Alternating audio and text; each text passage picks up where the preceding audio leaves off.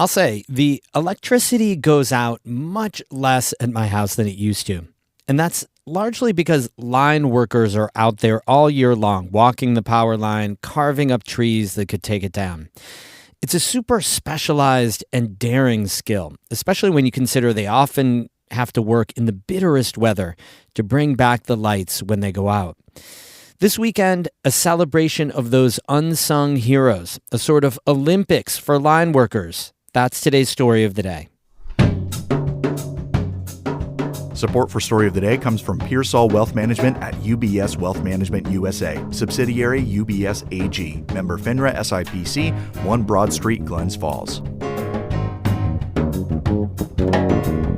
Hey, I'm David Sommerstein. It's Thursday, October 2nd. First up, in the past, New York State has stepped in to fund operations at the Statue of Liberty when the federal government shuts down. But Governor Kathy Hochul says not this time. The New York Public News Network's Jimmy Vielkind reports. Governor Hochul says more than 100,000 federal employees won't get a paycheck because of a congressional funding dispute. That includes the park rangers at the Statue of Liberty and Ellis Island, 2 iconic attractions in New York Harbor. But the Democratic governor won't pay to keep them open. That's a break from the last shutdown in 2018. Former Governor Andrew Cuomo spent around $65,000 a day so people could keep visiting. Hochul says she wants people to blame Republicans who control the federal government. Liberty Park may stay closed because people need to know where this came from. For their part, Republicans are blaming Democrats led by Senator Chuck Schumer for walking away from a funding bill.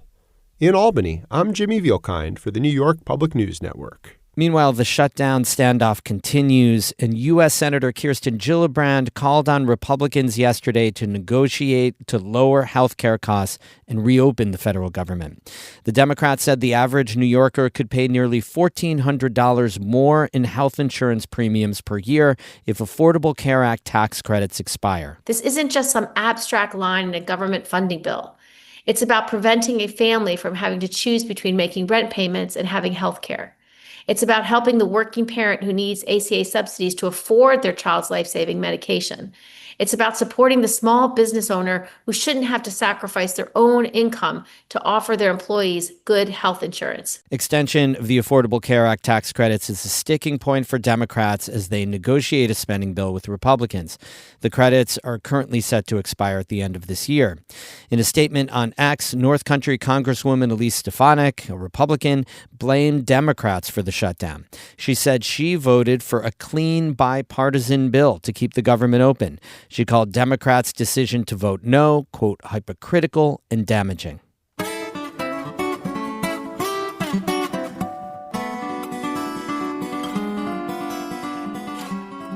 This weekend, a first-ever tree rodeo is being held in Jefferson County.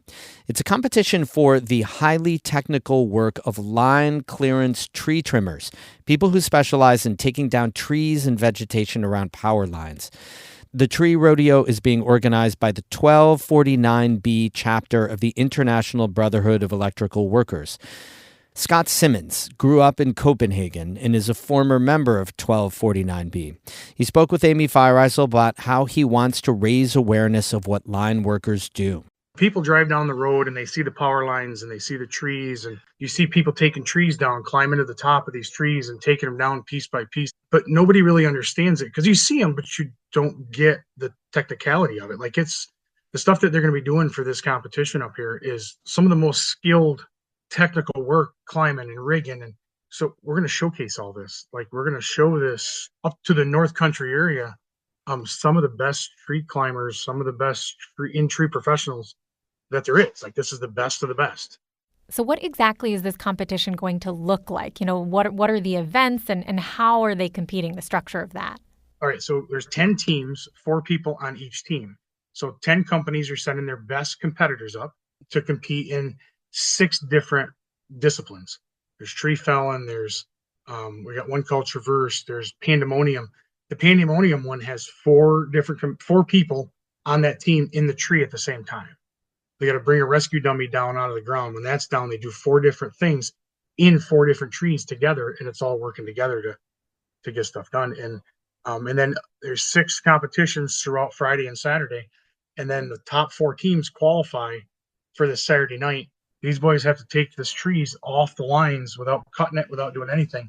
So it's full rigging, bringing the tree all the way to the ground. Can you tell me a little bit more about the people who will be competing at about 1249? 1249 is Electrical Workers Union out of Syracuse. So they handle all the utilities. There's two different divisions within it. The electrical side, which is your A union, and then you have the tree side, which is the B side of that union.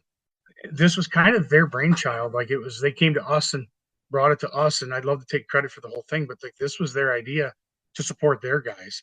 This is a way for them to show their skills off, but also bring in some new blood and some new people. So like if you're into the tree stuff, or if you like to, like, hey, this might be a good future for me, like come watch these boys compete and watch what they can do.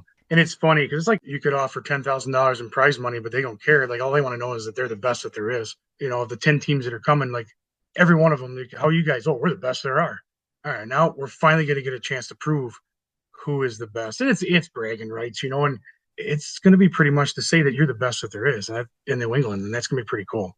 Tell me a little bit more about what is the space that you had to create for this competition, and then what are you going to do with it afterwards?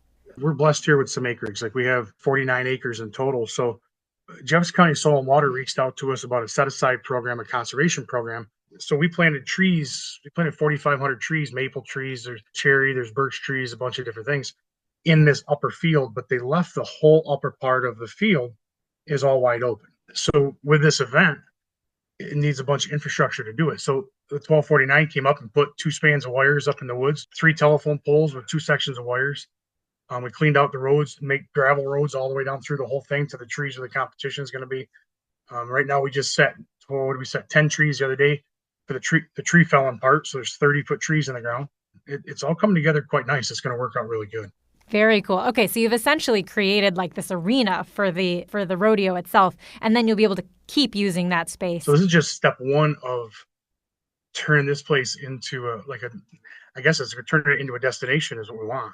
Like we're going to turn this into a place you can do recreational climbs for the in-tree professional guys. You can do practices and training. We're going to have seminars and classes, but it's going to work out pretty good in the long run. That was Scott Simmons speaking about the upcoming tree rodeo being held just outside Watertown behind Burrville Power Equipment, Scott Simmons' store.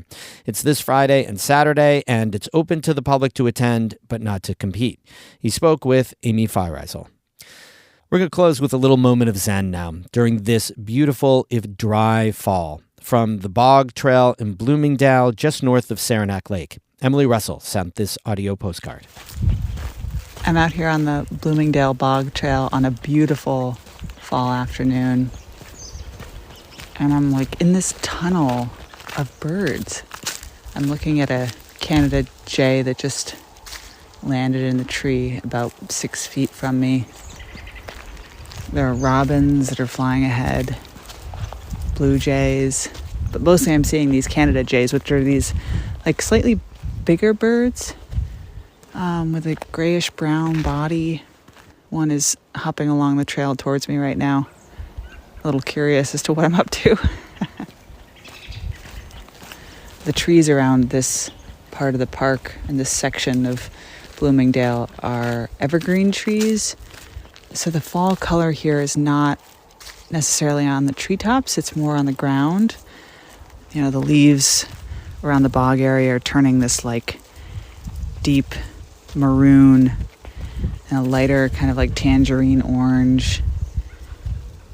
And just a beautiful, very birdful afternoon on the bog trail. Little snippet of fall here. Emily Russell, North Country Public Radio on the Bloomingdale Bog Trail. Beautiful, beautiful photos at ncpr.org. More news there all the time as well. Music today by the Phoenix Jazz Collective of Potsdam and Hank Soto of Stony Creek. I'm David Summerstein, North Country Public Radio.